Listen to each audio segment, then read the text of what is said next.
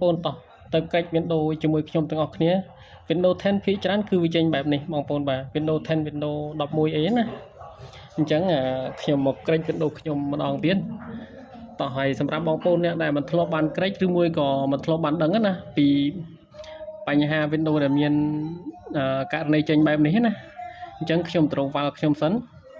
ខ្ញុំទុកនៅ 3D អញ្ចឹងខ្ញុំមករកវល់ចូល 3D របស់ខ្ញុំមក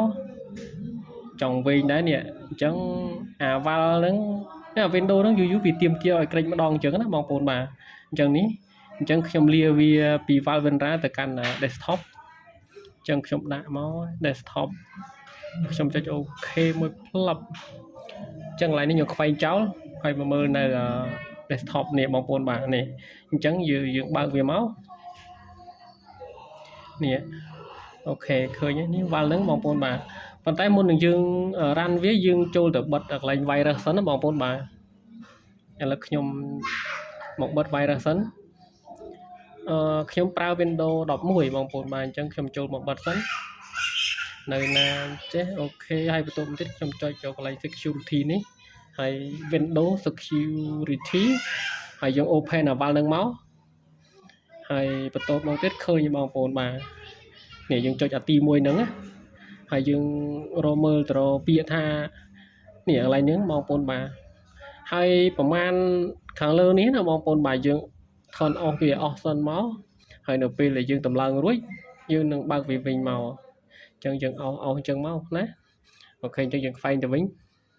បើមិនអញ្ចឹងទេគឺតម្លើងអត់កើតទេបើកមកគឺអា virus ហ្នឹងគឺស៊ីបាត់ហ្មងអញ្ចឹងយើងបើកមកនេះឃើញបងប្អូនស៊ីបាត់ហើយអញ្ចឹងខ្ញុំចូលទៅលាវាមកវិញទៅដាក់លើ desktop ដដែលបាទវីដេអូហ្នឹងសម្រាប់អ្នកដែល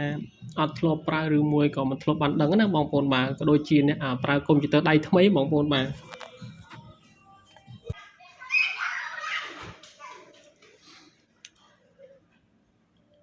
អូនេះយើងខ្វែងចោលសិនឥឡូវយើងទៅចូលទៅ 3D ចូលទៅ 3D បាទយើង extract file នេះទៅ desktop ណាអូខេហើយយើងយកមកពាក្យថា extract file ចូលទៅ desktop អូខេ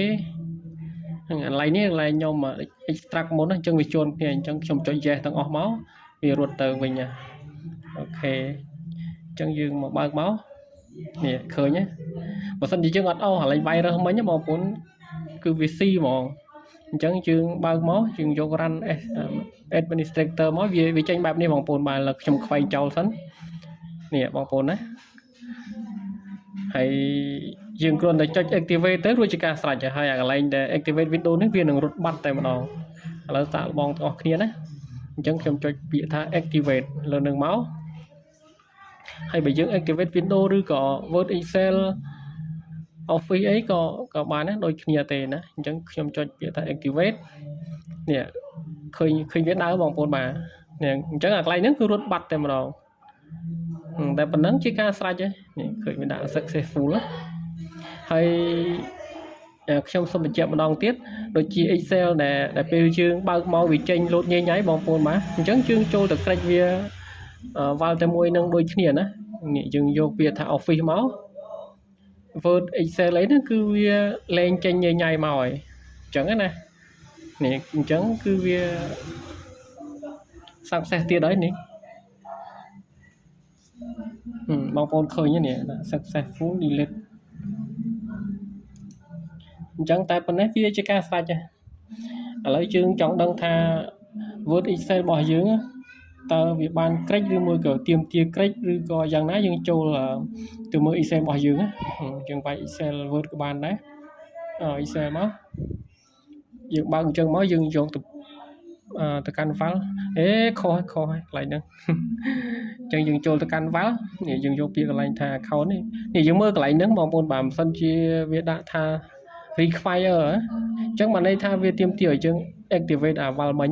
អញ្ចឹងដូចរបស់ខ្ញុំនេះបានន័យថាវា activate ឬក៏ក្រេចរួចហើយអញ្ចឹងយើងប្រើបានដូចដើមមកអញ្ចឹងណា